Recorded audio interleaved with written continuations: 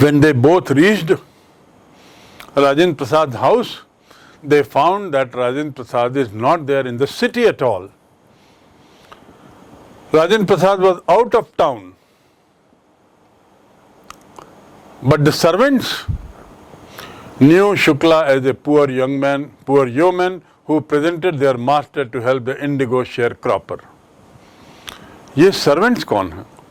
राजेंद्र प्रसाद के जो नौकर थे उनको लगा ये शुक्ला जो है कोई सा गरीब आदमी है, येओमैन मतलब सामान्य आदमी, who pestered their master to help the indigo sharecroppers. जो अपने साथ जो मास्टर आया हुआ है, कौन है मास्टर?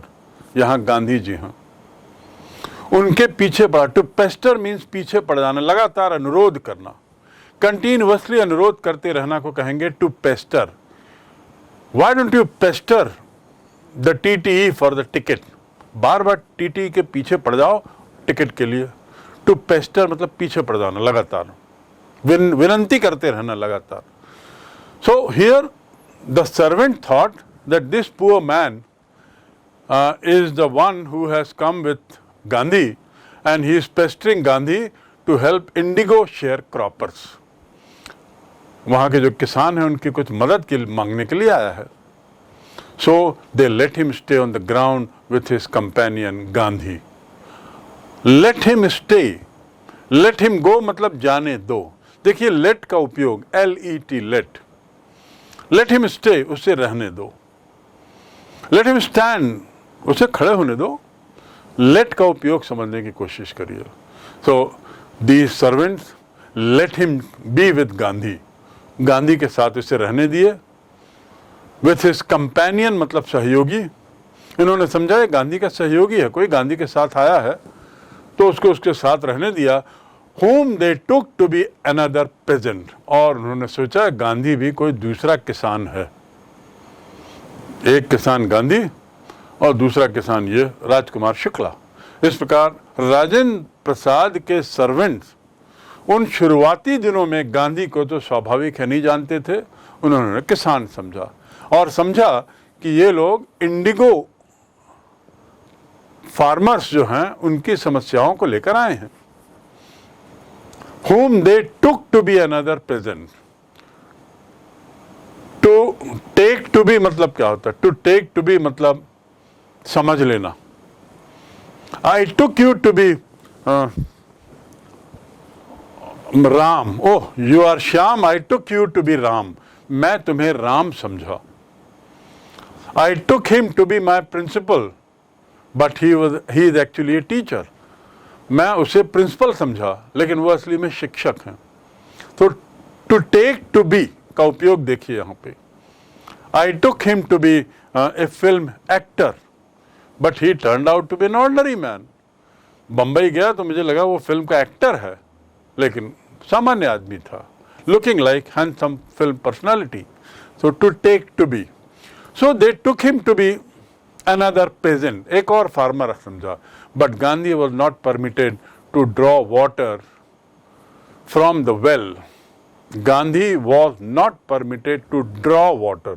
Draw मतलब खींचना, पानी को भी खींचने के लिए draw होता है, to pull नहीं, to draw. To pull water no, to draw water. खींच के निकालना. कुएं से गांधी को भी पानी निकालने की अनुमति नहीं थी. आगे देखिए क्या बोलता है. Lest some drops from his bucket pollute the entire source. Some drops from the bucket pollute the entire source. Source मतलब कुआं. कुएं के नीचे जो पानी है कुएं में, उस पानी को गांधी को पानी निकालने नहीं दिए. क्यों? उनको ये डर था कि कहीं गांधी पानी निकालेंगे तो जो बाल्टी पानी ऊपर आएगा उसमें से यदि कुछ बूंद भी उस कुएं के अंदर गिर गई पानी की तो अपवित्र हो जाएगा, कुआं अपवित्र हो जाएगा. Imagine what was the condition of India in those days. That touching water was considered to be a big crime by lower caste. और इसीलिए उस समय अछूत प्रथा भी बहुत थी. So Louis Fisher through this writing is trying to tell you the condition of India in those days. इस लेख के माध्यम से लुई फिशर उस समय के भारत के समाज की स्थिति भी बताना चाह रहे हैं. That how much we believed in caste system. And a man like Gandhi, of course, he was unknown those days to those farmers, to those peons. They refused him to draw water. Lest matlab, try to understand, so that not. Lest matlab, so that, फिर dot, not. So that water drops do not pollute the entire source. This is the correct, complete sentence. If you don't want to use the word lest, then so that not. So here, permitted, not permitted to draw water lest it will pollute the entire source. Pollute करना मतलब अपवित्र कर देना. वैसे तो pollution मतलब होता है, pollution means प्रदूषण, गंदगी कर देना, खराब कर देना. So they feared, these peons, these servants of Rajan Babu, that if Gandhi draws water and a few water drops fall down into the source, the whole water will become polluted. प्रदूषण हो जाएगा. किससे? कुछ पानी की बूंदें गिरने से. वो पानी जिसको गांधी छुए होंगे खींचते समय, कहीं वो गिर गया तो प्रदूषण हो जाएगा, अर्थात अपवित्र हो जाएगा, पानी खराब हो जाएगा. ये उस समय की समाज की स्थिति को आप समझने की कोशिश करिए. एक और समाज का ये हाल था, दूसरी ओर स्वतंत्रता संग्राम का आंदोलन चल रहा था, तीसरी ओर अंग्रेजों का दबदबा था, and what not. It was a very funny picture of India that we get from this. But anyway, so they let him stay on the ground with his companion. Gandhi was not permitted to draw water. How did they know that he was an untouchable? अब Louis Fischer कहते हैं उनको कैसे पता लगा servant को कि ये अछूत है? तभी तो उन्होंने पानी नहीं निकालने दिया ना. तो क्यों इनको लगा कि ये अछूत है, जबकि गांधी अछूत नहीं थे? लेकिन उनकी भाव भंगिमा, उनके कपड़े लत्ते, उसको देखकर शायद सर्वेंट को लगा ये अछूत लोग हैं. और अछूत लोग मतलब ऐसे लोग जो गांव के अंदर या शहर के अंदर जिनको आने की अनुमति नहीं थी. समाज का एक बहुत बड़ा तबका अछूत था जो गांव और शहरों की सीमाओं में रहता था, और यदि कोई उन्हें देख लिया होता था, आंख से आंख मिला लेता था, तो उसे अपवित्र माना जाता था. He was considered as Achhut. So here Fisher is asking, wondering, Fisher को आश्चर्य हो रहा है कि how did they know that these two people were untouchables, कि ये लोग अछूत हैं. touchable, जिन्हें छुआ जा सके, अनटचेबल जिन्हें ना छुआ जाए, ऐसे लोग थे, अर्थात अछूत. Now story moves further. Gandhi decided to go first to Muzaffarpur. देखिए रूट, कैलकाटा से पटना आते हुए फिर उसके बाद चंपारण जाना है, रास्ते में मुजफ्फरपुर पड़ता है. So Gandhi decided to go first to Muzaffarpur, which was en route to Champaran. En route मतलब रास्ते में, मार्ग में होना. वो चंपारण के मार्ग में था. En route. To obtain more complete information about condition then Shukla was capable of imparting. To impart माने देना, सौंपना. शुक्ला ने जो बातें बताई थी उससे भी ज्यादा जानकारियां लेने के लिए, जो शुक्ला के लिए संभव नहीं थी, उन्होंने मुजफ्फरपुर जाकर लोगों से बात करके समझना जरूरी समझा. अर्थात Gandhi wanted that before I go to Champaran, I must have full and complete information about conditions of farmers. Champaran जाने के पहले मुझे फार्मर्स की स्थिति को लेकर पूरी सच्ची सही जानकारी इकट्ठी कर लेनी चाहिए, और इसीलिए वो चंपारण जाने के पहले मुजफ्फरपुर में उतरते हैं. Which was en route to Champaran to obtain मतलब प्राप्त करना. I obtained 50 marks out of 100. In your mark sheet you must have read maximum marks, and then another column is marks obtained. जिसे मार्क्स सिक्योर्ड भी लिखते हैं कई लोग, marks scored भी लिखते हैं कई लोग। तो टू ऑब्टेन मतलब प्राप्त करना। I have obtained first position.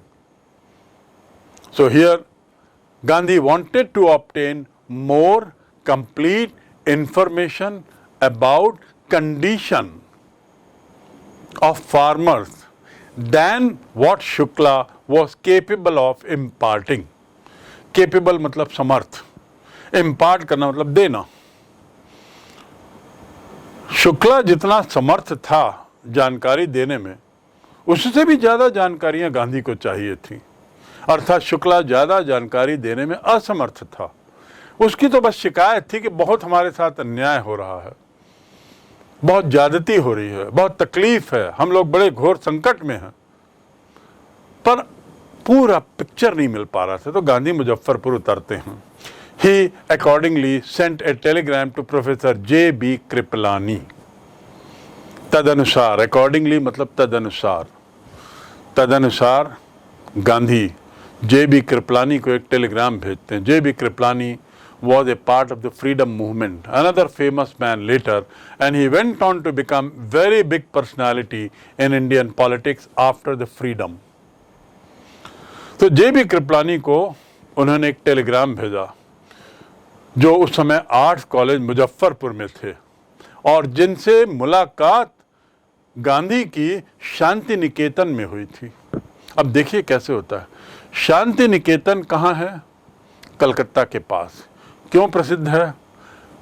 Rabindranath Tagore ने इस विश्वविद्यालय को स्थापित किया था। It was an educational centre, world famous educational centre founded by Rabindranath Tagore.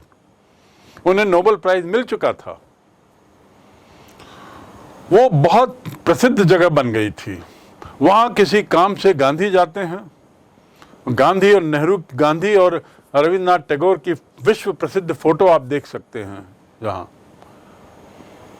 और वहीं पर किसी समय में आचार्य J.B. कृपलानी से इनकी मुलाकात होती है, जो आर्ट्स कॉलेज में वहां पढ़ाते थे, मुजफ्फरपुर में आर्ट्स कॉलेज में थे। तो whom he had seen at Tagore Shantiniketan school. ठीक। The train arrived at midnight. रात 12 बजे के आसपास ट्रेन पहुंचती है मुजफ्फरपुर, रात के 12 बजे के आसपास। कब? 15 अप्रैल 1917। 15 अप्रैल क्यों प्रसिद्ध है? जब अप्रैल की बात करते हैं तो स्वतंत्रता आंदोलन के काल में 15 अप्रैल के आसपास का कोई घटनाक्रम आपके दिमाग में है? याद करिए। 13 अप्रैल क्या हुआ था? 13 अप्रैल को जलियांवाला बाग का कांड 1919 में। तारीख है 13 अप्रैल।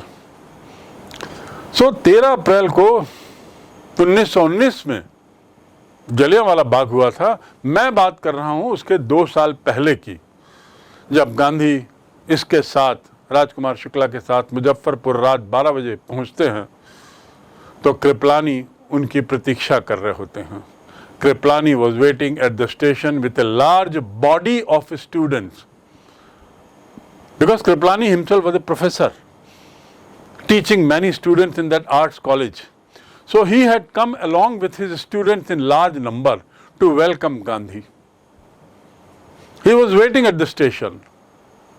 Gandhi stayed there for 2 days in the home of Professor Malkani. एक बहुत प्रसिद्ध आदमी थे एक और, प्रोफेसर मलकानी। उनके मकान में गांधी रुके। टू स्टे माने रुकना। Gandhi state for 2 days. 2 दिन वो प्रोफेसर मलकानी के मकान में रुके, जो स्वयं एक सरकारी स्कूल में शिक्षक थे। It was N extraordinary thing in those days. ये गांधी कह रहे हैं, इन्वर्टेड कॉमा में है। गांधी की भाषा को शब्द ब शब्द फिशर ने यहां उतार लिया है, इसलिए इन्वर्टेड कॉमा में दिया है। Gandhi said it was an extraordinary thing in those days. उस जमाने में ये एक बहुत बड़ी बात थी। क्या? For a government professor to harbour a man like me. एक सरकारी प्रोफेसर मेरे जैसे आदमी के लिए समर्पित हो, कुछ सेवा करे, उसके पक्ष में आए। To harbour, I harbour a a passion, तीव्र इच्छा होना, एक इच्छा होना. So it is surprising, Gandhi says to Fisher, that in those days a government servant matlab means what? Someone who is working under British government. Those days British were in India, they were the rulers. Someone working under the British government comes to meet him, not only meet, brings large number of students with him, and that is something very big thing. और मेरे जैसे आदमी के लिए जो राजनीति कर रहा है, अंग्रेजों की खिलाफत कर रहा है, यहाँ पर अपने उस इमेज के साथ आया है कि मैंने अंग्रेजों को चैलेंज किया था साउथ अफ्रीका में, उससे मिलने, उसको लेने के लिए कोई आए उस जमाने में, बड़े आश्चर्य की बात है. It was an extraordinary thing. In smaller localities, the Indians were afraid to show sympathy for advocates of home rule. Now, Louis Fischer कहते हैं कि छोटी छोटी जो कॉलोनियाँ थीं, वहाँ पर भारतीय लोग तो किसी भी ऐसे व्यक्ति को अनदेखा कर देते थे, ऐसे व्यक्ति से डरते थे जो होम रूल की बात करे. होम रूल मतलब क्या होता है? एक आंदोलन जो उस समय चला था, होम रूल मूवमेंट. उस आंदोलन के नाम से आप समझ सकते हो, होम रूल मतलब किसका रूल होगा? देश के वासियों का, जिनका ये घर है. इसका मतलब क्या हुआ? अंग्रेजों को चैलेंज किया गया था. The Indian national Congress had started a movement called home rule movement. So anyone who was supporting home rule movement, उसको लोग बड़े डर से देखते थे, क्योंकि उनको डर लगता था कि ये होम रूल मूवमेंट के सपोर्टर को यदि मैं उसके साथ दिखाई दूं तो सरकार मुझे पकड़ लेगी, सजा देगी, जेल में डाल देगी कि तुम होम रूल मूवमेंट वालों के साथ क्यों घूम रहे हो, जो हमारे खिलाफ बोल रहे हैं. एडवोकेट मीन्स क्या? वकालत. यहाँ लेकिन वकालत नहीं है, वकील नहीं है यहाँ इसका अर्थ. टू एडवोकेट मतलब किसी की वकालत करना, अर्थात किसी के पक्ष में बोलना. टू एडवोकेट मतलब किसी के पक्ष में बोलना. सो Louis Fisher says that in those days, even in small areas, people used to keep away from those people who were supporting home rule.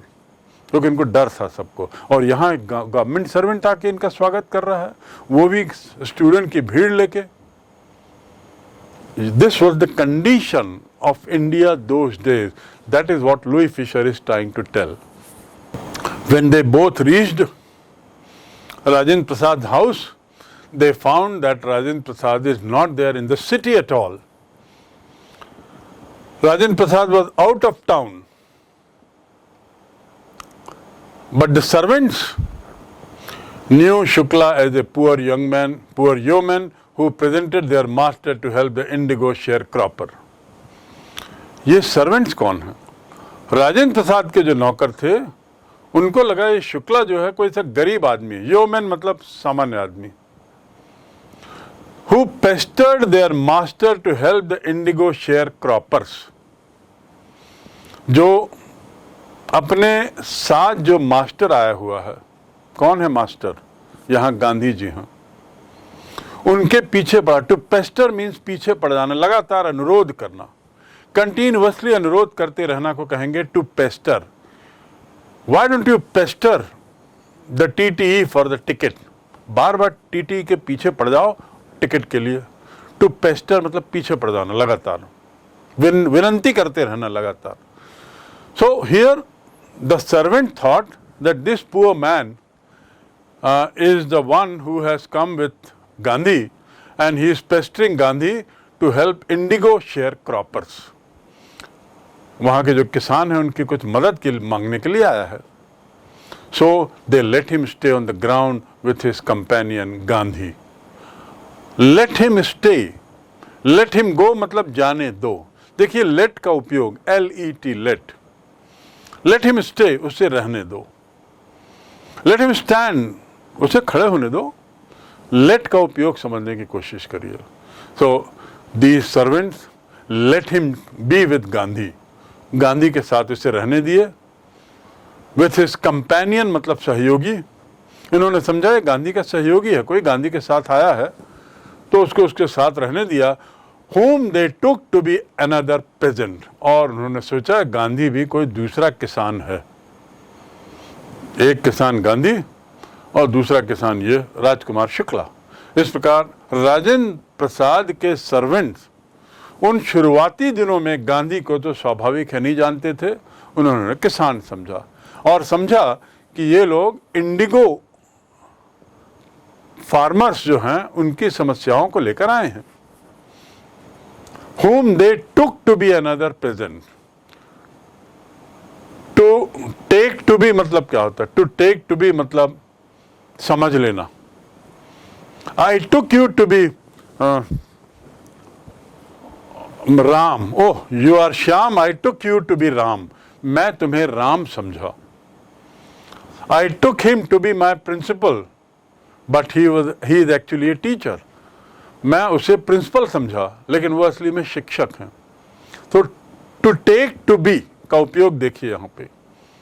I took him to be a film actor but he turned out to be an ordinary man.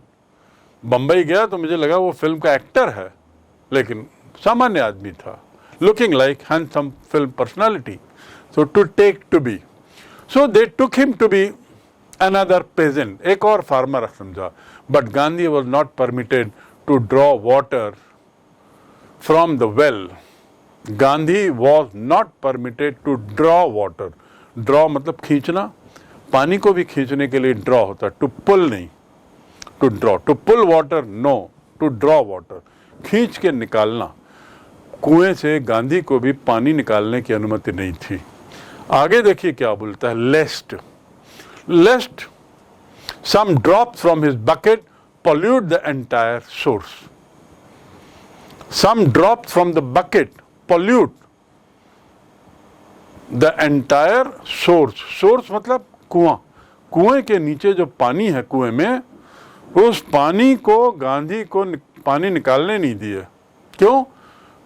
उनको ये डर था कि कहीं गांधी पानी निकालेंगे तो जो बाल्टी पानी ऊपर आएगा उसमें से यदि कुछ बूंद भी उस कुएं के अंदर गिर गई पानी की तो अपवित्र हो जाएगा, कुआं अपवित्र हो जाएगा।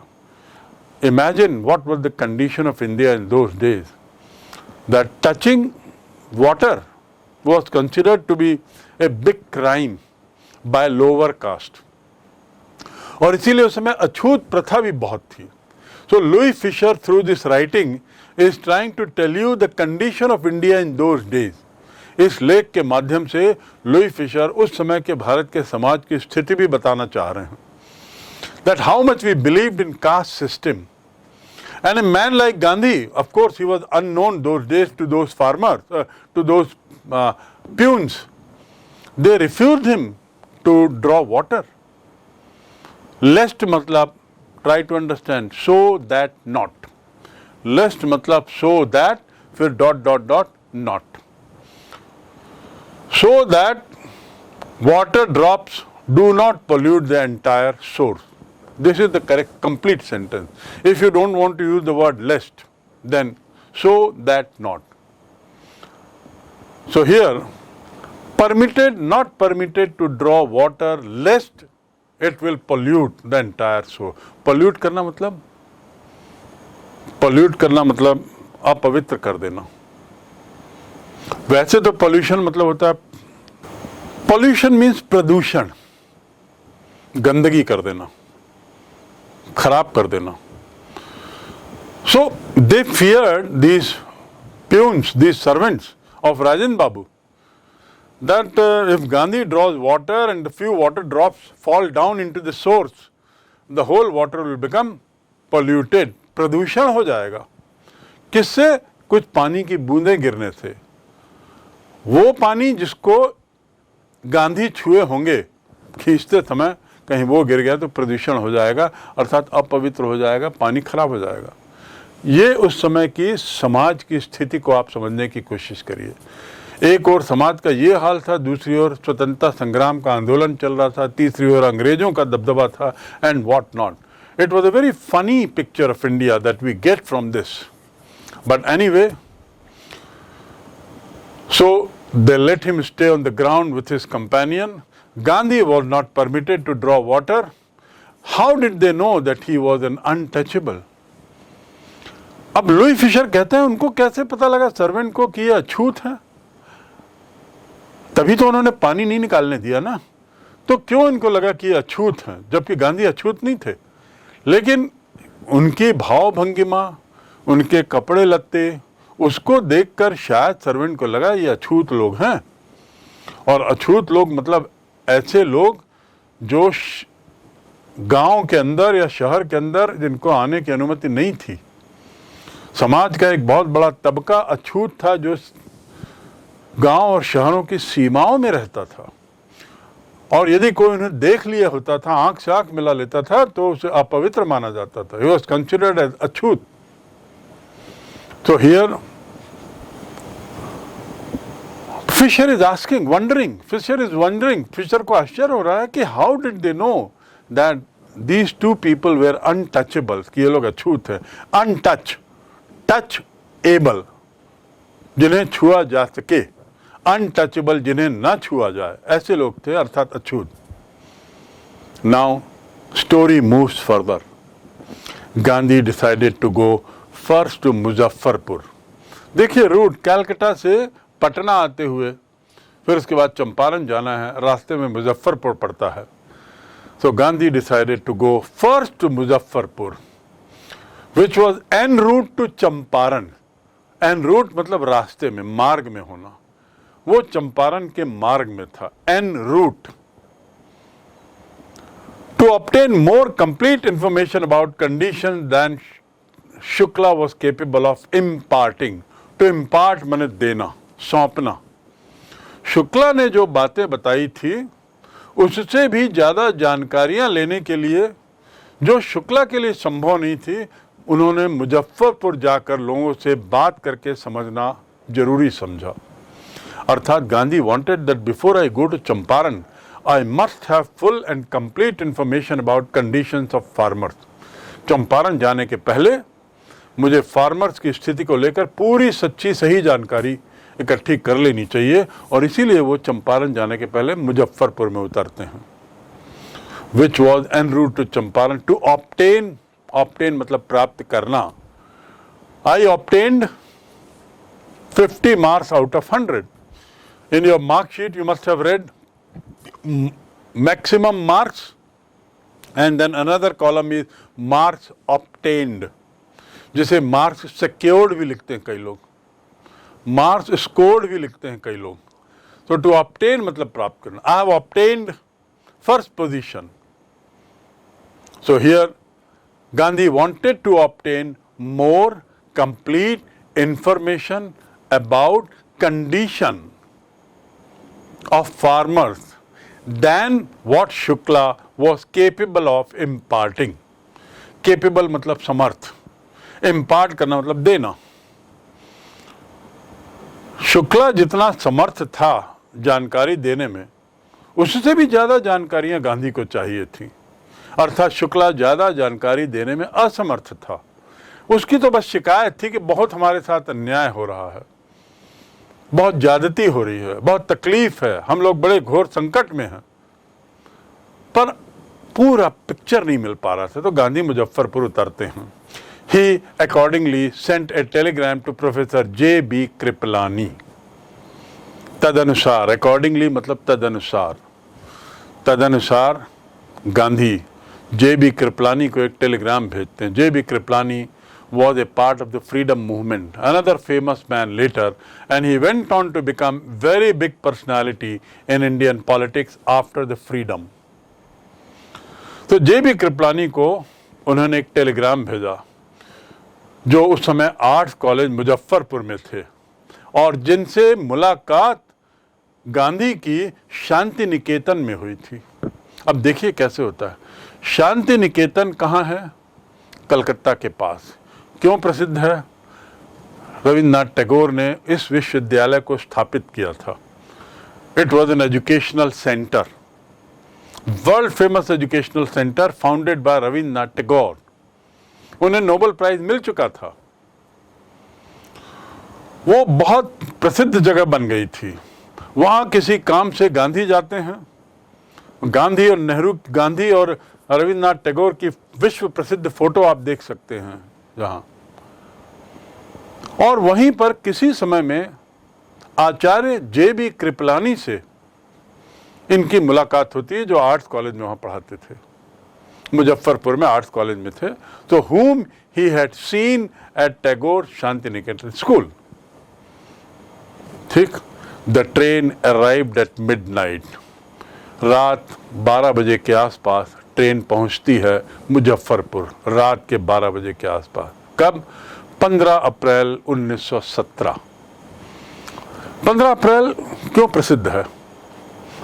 जब अप्रैल की बात करते हैं तो स्वतंत्रता आंदोलन के काल में 15 अप्रैल के आसपास का कोई घटनाक्रम आपके दिमाग में है? याद करिए 13 अप्रैल। क्या हुआ था 13 अप्रैल को?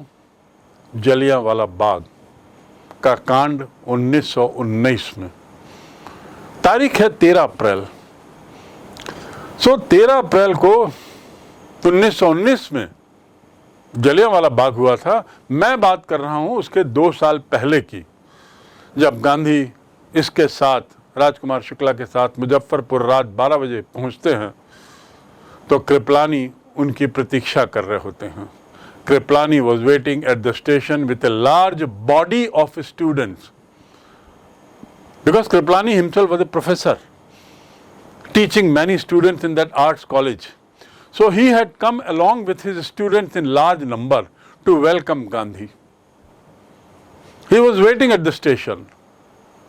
Gandhi stayed there for 2 days in the home of Professor Malkani. एक बहुत प्रसिद्ध आदमी थे एक और, प्रोफेसर मलकानी, उनके मकान में गांधी रुके। टू स्टे माने रुकना। गांधी स्टेड फॉर 2 days, 2 दिन वो प्रोफेसर मलकानी के मकान में रुके, जो स्वयं एक सरकारी स्कूल में शिक्षक थे।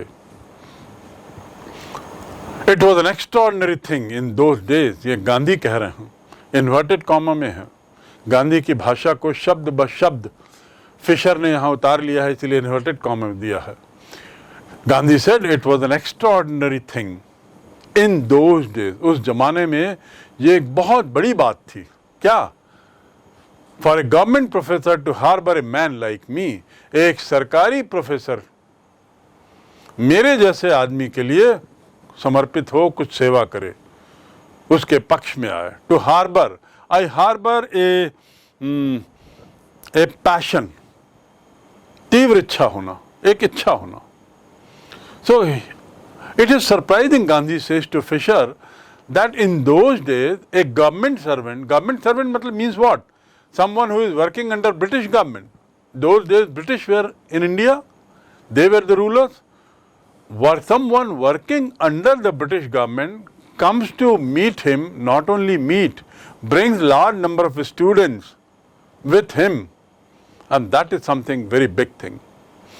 और मेरे जैसे आदमी के लिए जो राजनीति कर रहा है, अंग्रेजों की खिलाफत कर रहा है, यहाँ पर अपने उस इमेज के साथ आया है कि मैंने अंग्रेजों को चैलेंज किया था साउथ अफ्रीका में, उससे मिलने, उसको लेने के लिए कोई आए उस जमाने में, बड़े आश्चर्य की बात है। It was N extraordinary thing.